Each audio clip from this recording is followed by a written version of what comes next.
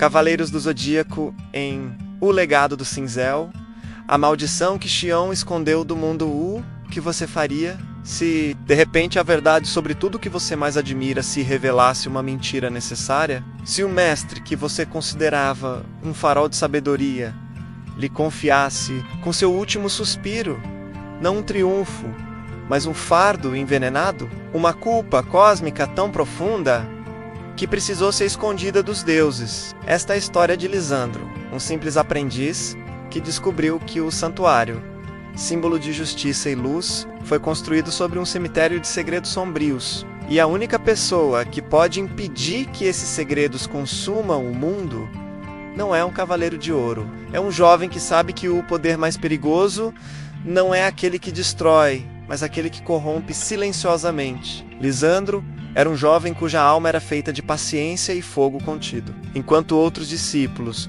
sonhavam com golpes reluzentes e batalhas épicas, ele encontrava sua própria forma de oração no tilintar suave do cinzel contra o metal estelar. Seu cosmo não era uma erupção violenta, mas um rio subterrâneo, sensível o suficiente para sentir as cicatrizes e histórias entalhadas no núcleo de uma armadura. Ele via seu mestre, Xion de Ares, não apenas como um guerreiro lendário, mas como o guardião de uma tradição sagrada. O mundo de Lisandro era a biblioteca empoeirada e silenciosa do Templo de Ares, um lugar onde o tempo parecia respeitar a quietude, onde a luz do sol entrava em colunas douradas iluminando partículas de poeira que dançavam como memórias antigas. O cheiro era de pergaminho envelhecido, cera de abelha e um leve aroma de óleo de crisma, menos a fragrância da devoção e da ordem. Sua normalidade era a beleza previsível da restauração, a certeza de que, peça por peça, ele poderia devolver a glória a algo quebrado. Era uma vida que fazia sentido, uma pequena, mas vital engrenagem no grande mecanismo de Atena. Tudo mudou no dia em que uma pedra de mármore soltou-se, revelando não um vazio, mas uma verdade que respirava. O Diário da Forja de Xion não era um livro, era um confessionário. As páginas elas não falavam de técnicas, mas de culpa. Lisandro leu, com o coração batendo cada vez mais forte, sobre as armaduras órfãs. Elas não eram meros artefatos, eram tumbas metálicas para constelações falidas, cavaleiros que se perderam na ambição, na loucura ou em uma dor tão profunda que manchou seu próprio cosmo. Xion descrevia cada uma não com orgulho de artesão, mas com o pesar de um carcereiro. A armadura da serpe, forjada no veneno da traição. A armadura do corvo, nascida da escuridão do desespero. A armadura da quimera, um pesadelo de pura ganância materializada. Elas eram traumas cósmicos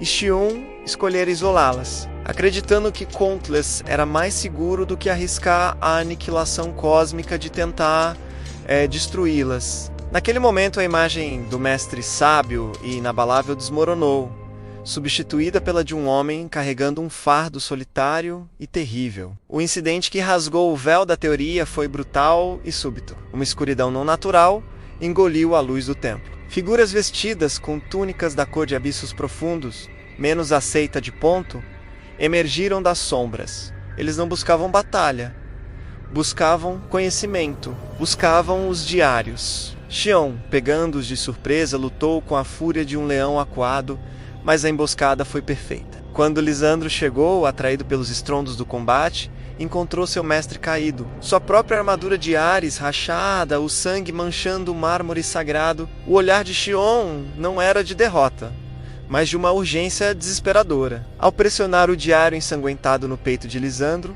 suas palavras sussurradas cortaram mais fundo que qualquer lâmina. Encontre as armaduras órfãs, Lisandro. Proteja-as ou destrua-as, mas não deixe que caiam nas mãos erradas. A maldição delas é real, meu jovem discípulo. Não subestime a sedução do poder.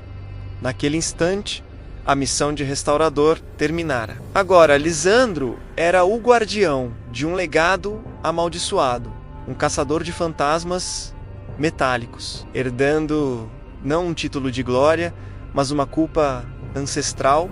A jornada de Lisandro tornou-se um pesadelo peregrino. Ele não estava apenas viajando por terras distantes. mas navegando pelos esgotos da alma humana. Cada armadura órfã que ele rastreava era um novo poço de desespero. Para encontrar a armadura da Serpe, ele teve que se infiltrar em um covil de alquimistas onde a traição era a moeda corrente. Sentindo o cosmo venenoso da armadura tentando envenenar sua própria vontade, sussurrando promessas de poder para vingar seu mestre. Seus obstáculos não eram apenas os membros remanescentes da seita de Ponto, que o perseguiam como sombras, mas a própria natureza das armaduras. A armadura do corvo, escondida nas catacumbas de uma cidade esquecida, emanava uma escuridão tão densa que extinguia a chama de sua esperança, mostrando-lhe visões de um futuro onde ele falhava e o mundo era engolido pela tristeza. Lisandro já não era o jovem aprendiz. Seus olhos, outrora cheios de curiosidade tranquila, agora carregavam o peso de coisas que ele nunca deveria ter visto. As noites eram as piores. Era quando os sussurros das armaduras ecoavam em sua mente, questionando sua missão. Xion era fraco, sussurrava a voz da Serpe. Ele as escondeu por medo. Você poderia usá-las. Você poderia ser mais do que um mero guardião. Você poderia ser um rei. Neste exato momento, faça uma pausa, feche os olhos por um instante e respire fundo. Sinta o peso que Lisandro carrega nos ombros. A solidão esmagadora de saber que não pode confiar em ninguém. Que o destino do mundo pende de suas escolhas, todas elas. Mas conte para nós nos comentários. Qual palavra define o que você está sentindo agora? Angústia, solidão, expectativa? De qual cidade você está acompanhando esta jornada? Sua presença aqui torna esta história mais real. E eu preciso que você reflita. O que você faria no lugar de Lisandro? Quando a linha entre o bem e o mal se dissolve e você segura na mão um poder que pode salvar ou condenar tudo, como você sabe qual é a escolha certa? A decisão final dele se aproxima e ela vai exigir um preço que nenhum ser humano deveria ter que pagar. O clímax chegou não com um rugido, mas com um silêncio mortal. Lisandro localizou a última e mais perigosa das armaduras, menos a armadura da Quimera. Menos no coração de um vulcão adormecido, seu cosmo um turbilhão de fome insaciável. Mas a seita de Ponto já estava lá. Seu líder, um fanático de olhos vazios, chamado Morpheus, já havia vestido a armadura da Serpe. O veneno do poder já o havia transformado. Seu corpo retorcido, seu cosmo uma névoa tóxica. Você é tão ingênuo quanto seu mestre, menino! Ele gritou, sua voz um sibilo. Ele escondeu estas relíquias. Eu as usarei para rasgar o céu e trazer uma nova era. Não houve discurso heróico. Apenas o silêncio determinado de Lisandro. A batalha não foi sobre força bruta, mas sobre resistência da alma. Ele desviou dos jatos de veneno, sentindo o metal de suas próprias ferramentas derreter com o contato. Ele não podia lutar diretamente, ele tinha que ser mais esperto. Ele se lembrou do diário, das fraquezas, da ânsia da Serpe por um hospedeiro puro. Com um grito que vinha do fundo de sua alma, Lisandro não atacou Morpheus. Ele abriu seu próprio cosmo, né?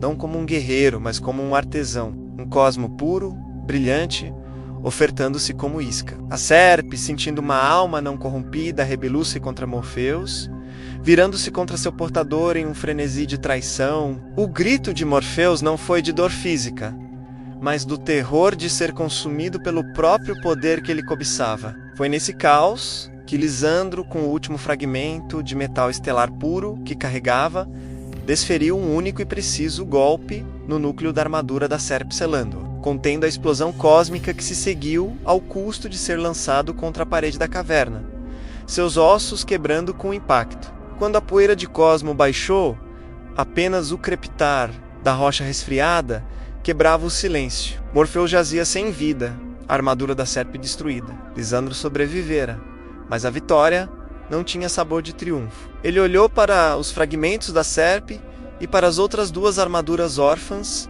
que recuperara menos o corvo e a quimera, agora inertes, mas ainda pulsando com sua maldição latente. Ele havia contido a crise, mas o legado de Xion ainda estava em suas mãos. destruí-las, como ele agora sabia, era possível, mas a um custo terrível, menos a liberação de uma energia negativa que poderia envenenar a Terra por séculos. Protegê-la significava carregar sozinho, para sempre, o mesmo fardo que definira a vida de seu mestre. A vida seguiu, mas não para Lisandro. Ele não retornou ao santuário. Ele se tornou um fantasma, um mito. Ele construiu sua própria prisão voluntária, uma forja secreta nos confins do mundo, onde ele não restaura mais armaduras de luz, ele vigia as escuras, ele estuda suas maldições, não para usá-las, mas para entender se um dia talvez a centelha de luz dentro de cada uma poderá ser redimida. Seu final não foi feliz, foi verdadeiro. Um sacrifício silencioso e eterno, a redenção não através da glória, mas através de uma vigilância interminável. O preço da paz é pago por aqueles que se dispõem a sujar as mãos com a escuridão, para que outros possam viver na luz. Esta história nos lembra que a verdadeira força raramente vem do poder que exibimos, mas da escuridão que escolhemos conter. A herança que recebemos daqueles que admiramos nem sempre é de luz e honra. Às vezes é um fardo de segredos pesados e escolhas impossíveis que devemos carregar para proteger os outros. Xion não era um mentiroso, era um homem. Lisandro não se tornou um herói, tornou-se um guardião. E quantos de nós, em nossas vidas comuns, não carregamos nossas próprias armaduras órfãs, traumas, arrependimentos, paixões sombrias que mantemos trancadas às 7 chaves, com medo do estrago que fariam se fossem liberadas? A grande questão que a jornada de Lisandro nos deixa não é como destruir nossas escuridões, mas como viver com elas sem sermos consumidos. Será que a nossa maior batalha não é contra monstros externos, mas contra os ecos sombrios que vivem dentro de nós? A jornada de Lisandro transformou o Mopa Mundi em um campo de batalha silencioso. Seu cosmo, outrora uma ferramenta de precisão para sentir a saúde de um metal, agora era uma antena sintonizada para a dissonância cósmica das armaduras órfãs. Ele não seguia estradas, mas sim rastros de energia residual, um frio de desespero que emanava de uma floresta antiga, um sabor metálico de ambição em um deserto esquecido. Sua natureza pacifista foi sua maior arma e sua mais profunda vulnerabilidade. Ele evitava o confronto, tecendo barreiras de energia pura e selos de contenção complexos, atos de criação usados como escudo. Ele não era um cavaleiro, era um exorcista de objetos, um médico para armaduras doentes. Foi em uma dessas buscas solitárias que a melodia encontrou primeiro. Não era um som físico, mas uma vibração no próprio cosmo, uma harpa tocada pelos fios da alma. Era Lyra de Lira, uma cavaleira tão única em seu método quanto ele. Enquanto ele consertava a matéria, ela afinava espíritos. Sua música poderia acalmar uma fera enfurecida, ou encontrar a fissura em uma mente corrompida. Inicialmente, ela viu a obsessão de Lisandro com maldições com ceticismo, uma sombra na mente brilhante do discípulo de Xion, mas sua lealdade era ao santuário, e ela sentia a honestidade angustiada que emanava dele. Tornou-se sua companheira, sua testemunha, a melodia que tentava equilibrar a sinfonia sombria que eles perseguiam. O perigo, porém, não era uma abstração, era uma organização com recursos e uma sede de poder que Lisandro mal podia compreender. A seita de Pontus rastreou até os confins gélidos da Antártida, um deserto branco que ampliava o mais ínfimo sussurro de cosmo. Lá, cercados por geleiras intransponíveis e ventos cortantes, foram encurralados, e no centro da armadilha estava Kael, um titã de armadura negra que se auto-intitulava Mestre de Balança, menos um perverso reflexo do Cavaleiro de Ouro original, aquele que deveria guardar as armas do santuário. Para Kal-El, o equilíbrio não era uma questão de justiça, mas de poder absoluto. Ele não queria destruir as armaduras órfãs, queria adicioná-las ao seu arsenal, para inclinar a balança cósmica a seu favor. A batalha foi desigual. As barreiras de Lisandro racharam como gelo fino sob o poder esmagador de Kael Lyra. Em um ato de desespero, usou sua harpa não para curar, mas para atacar, dirigindo uma onda sônica contra a mente do inimigo. Foi quando Kael, irritado, lançou um golpe que não tinha a intenção de ferir, mas de aniquilar. Uma lança de energia negra direcionada ao coração de Lyra, Lisandro viu o mundo desacelerar. Ele viu a determinação nos olhos de Lyra se transformar em resignação. Suas barreiras estavam em frangalhos. Seu cosmo, exausto, ele gritou, mas o som foi engolido pelo vento. E então, seus olhos pousaram na única coisa que havia vindo encontrar, e que agora estava selada aos seus pés, a armadura de cinzel. Ela não brilhava, absorvia a luz, feita de um âmbar opaco e fosco, parecia mais uma escultura orgânica, cravejada de inscrições de um idioma que antecede a humanidade. Era pesada, não pelo material, mas pela intenção. No momento de absoluto desespero, para salvar a única pessoa que Steel acreditava em sua missão, Lisandro fez a escolha que Xion tanto temera. Ele quebrou o selo e vestiu a armadura. Não houve explosão dourada de energia, nenhum rugido de poder, houve um silêncio. Um silêncio tão profundo e opressivo que abafou o uivo do vento e o rangido do gelo. Era o silêncio do vácuo da criação interrompida. O cosmo de Lisandro, sempre uma chama controlada e brilhante, foi distorcido, comprimido e então amplificado de forma agressiva. A armadura não o vestiu. Fundiu-se a ele, cobrindo seu corpo como uma segunda pele de pedra viva. Já não era um artesão. Suas ferramentas haviam se tornado armas. O cinzel que ele outrora empunhara com reverência agora era uma garra letal e alongada. Um instrumento de desmontagem cósmica. Ele não sentia mais medo, nem raiva, apenas uma fria, terrível e absoluta necessidade de esculpir sua vontade na realidade, e naquele momento, sua vontade era a aniquilação de qualquer coisa que ameaçasse Lyra. O pacifista havia se tornado uma arma, e o primeiro acorde de sua nova existência seria entoado não com uma melodia, mas com o som do mundo sendo desfeito. A vitória não trouxe alívio, apenas um vazio gelado e o sabor de cinzas na boca. O poder que jorrou de Lisandro através da armadura de cinzel foi tão fácil quanto foi horrível. Ele não havia lutado, ele havia desmontado. Seus movimentos não foram golpes, mas gestos precisos de um artesão insano. O cinzel garra não cortou armaduras, ele encontrou as junças cósmicas que as mantinham unidas e com um toque as desintegrou em uma chuva de fragmentos sem luz.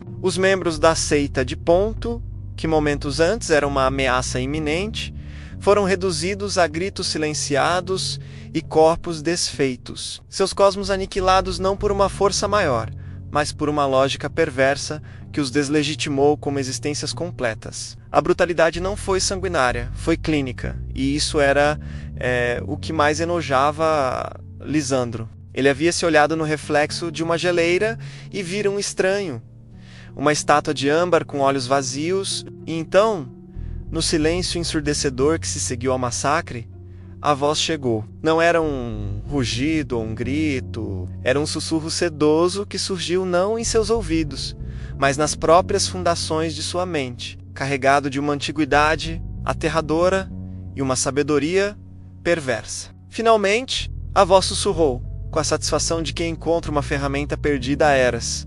Um corpo digno, não um simples brutamonte, não um guerreiro de mente vazia, mas um artesão.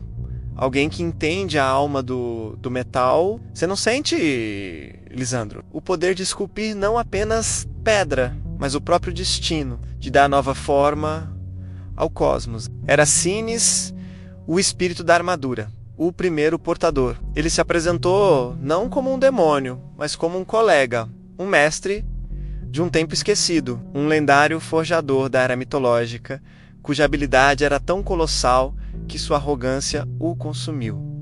Cines não desejou servir aos deuses. Desejou super-Elos, esculpindo uma nova ordem cósmica, corrigindo o que ele via como imperfeições na criação. Sua armadura e sua própria essência foram amaldiçoadas com o eco de sua ambição falida, um projeto grandioso que desmoronou antes de ser concluído. A maldição de Cines, Lisandro percebeu com um frio na espinha. Não era uma posse violenta, era uma corrosão lenta, intelectual e profundamente sedutora. Cines não tentou dominar sua vontade pela força. Ele começou a corroer sua moralidade com insights. Enquanto Lisandro tentava reparar o escudo de Lyra, a voz sussurrava um segredo de forja há muito perdido, uma técnica para impregnar o metal com a resiliência do vazio. Quando um cavaleiro de bronze, em missão do santuário, os confrontou por desconfiança, Cines apontou, com precisão cirúrgica, uma falha infinitesimal na defesa do jovem. Um ponto onde seu cosmo fluía com hesitação. Uma peça defeituosa, sussurrou Cines com desdém. Por que gastar tempo consertando o que pode ser substituído?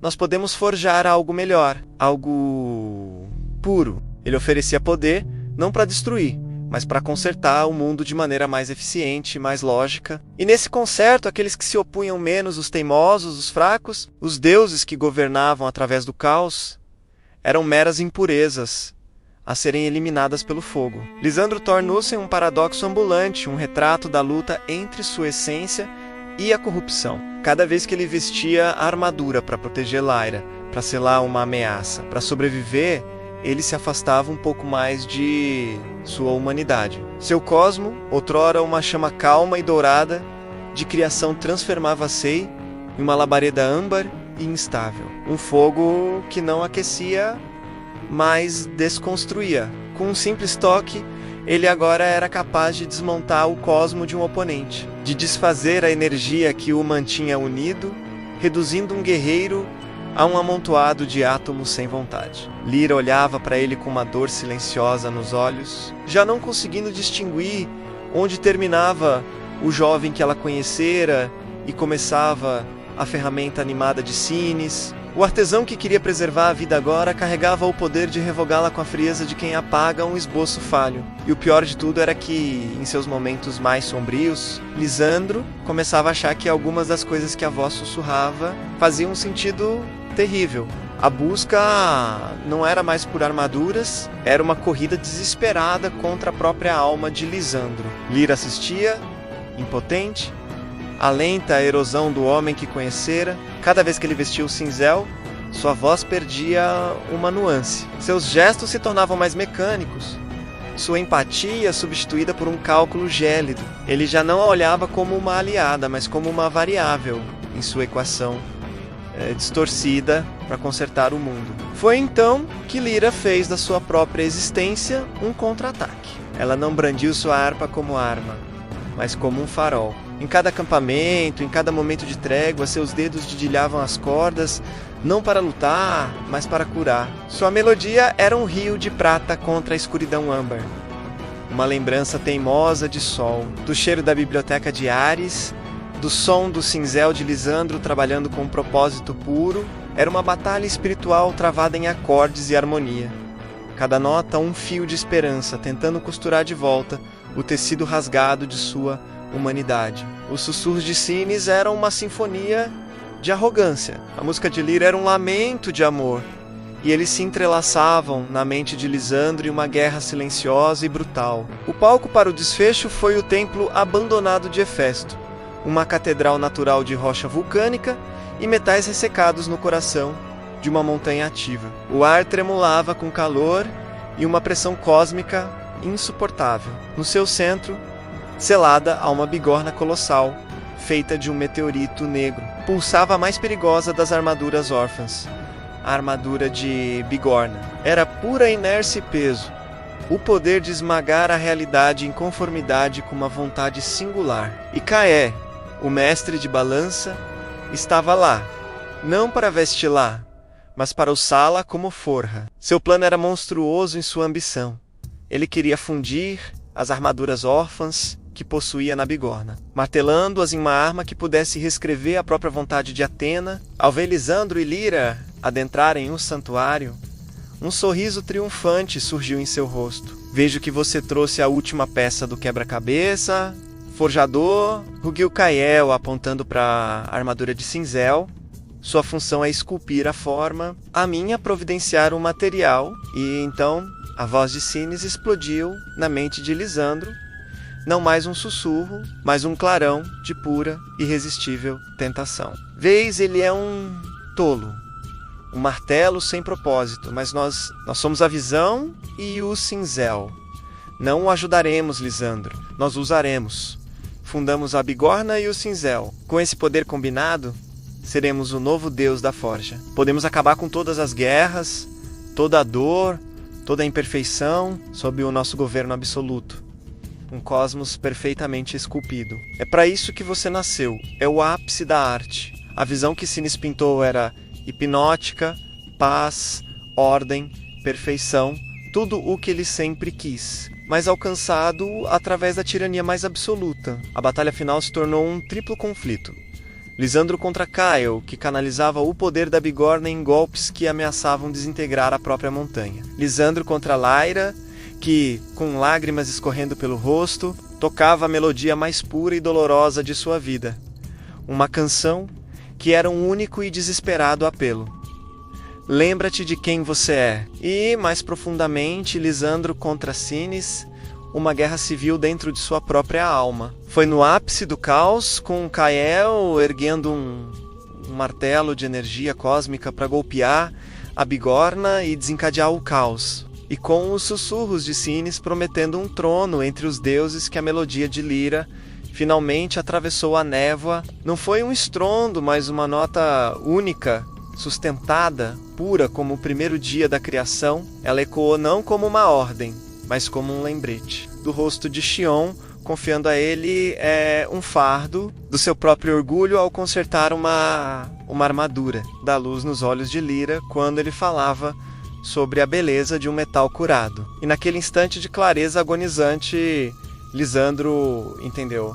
Ele não podia simplesmente rejeitar o poder do cinzel. Essa era uma batalha que ele perderia. A única maneira de vencer era usar a própria natureza da maldição contra ela mesma. A escolha final não foi de rejeição, mas de redenção através do autossacrifício, com um grito que era ao mesmo tempo de dor e de libertação. Lisandro não se virou contra Kael.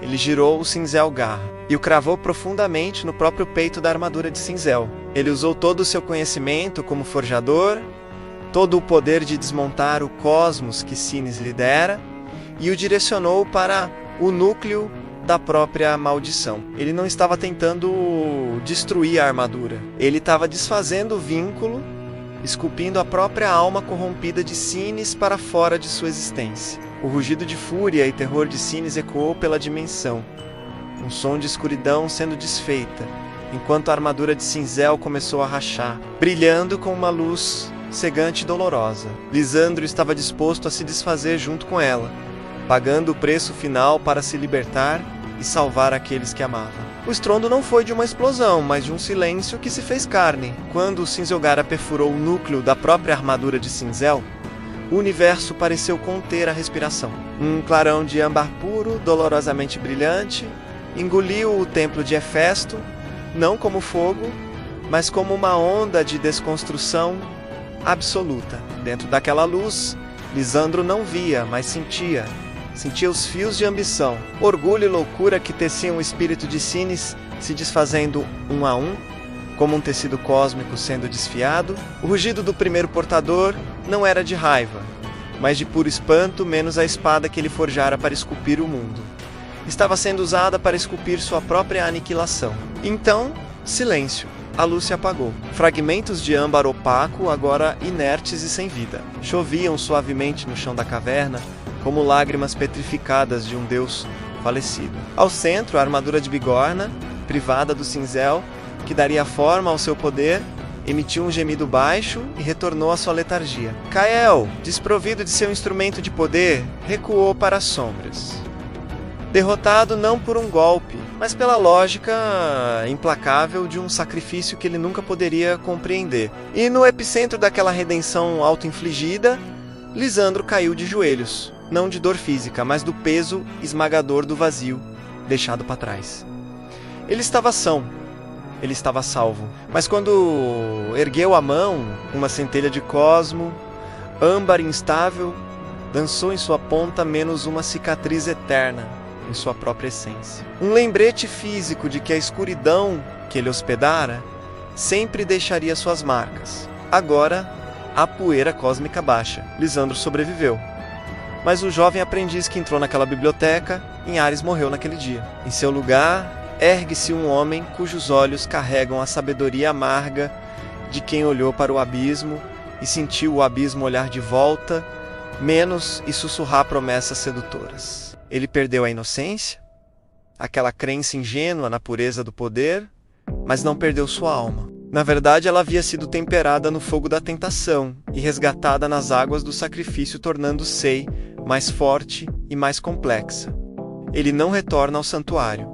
Como poderia? Ele agora carrega um conhecimento perigoso, uma simpatia profunda pelo inimigo. Ele agora assume plenamente e sem hesitação o papel para o qual seu destino sempre o conduziu, o de guardião das armaduras órfãs. Ao seu lado, Lyra, cuja harpa não é mais apenas um instrumento de batalha, mas a bússola moral de sua missão compartilhada. Juntos, eles viajam pelos cantos esquecidos do mundo, nas fronteiras onde a luz do santuário não alcança. Não são cavaleiros tradicionais a serviço de Atena. São vigilantes sombrios, especialistas em conter as ameaças que a própria instituição de luz preferiu ignorar ou esconder. Lisandro é o único que pode verdadeiramente entender a sedução do poder, porque ele a sentiu dançar em suas próprias veias. E ele sabe com uma certeza que o mantém acordado à noite, que enquanto houver armaduras no mundo,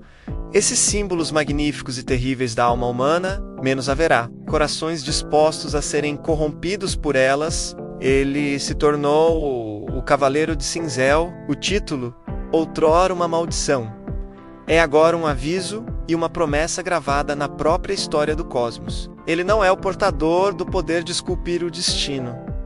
Ele é o lembrete vivo de que todo poder tem um preço. Ele é aquele que quebra as correntes da ambição desmedida, que desmonta as prisões que os homens constroem para si mesmos com o metal de seus desejos mais sombrios. Ele é o guardião na fronteira, assegurando que o poder nunca mais quebre a vontade do homem, mesmo que para isso ele precise carregar para sempre as próprias cicatrizes que se propõem a evitar. E esta história, esta jornada de um homem que precisou se perder para se encontrar, nos lembra que nossos demônios internos, nossas próprias armaduras órfãs, não são monstros a serem exterminados, mas ferramentas perigosas que devemos aprender a dominar. A redenção não está na negação de nossa escuridão, mas na coragem de enfrentá-la, de entender sua sedução e, no momento decisivo, usar sua própria força para desmantelá-la. A verdadeira força não é nunca cair,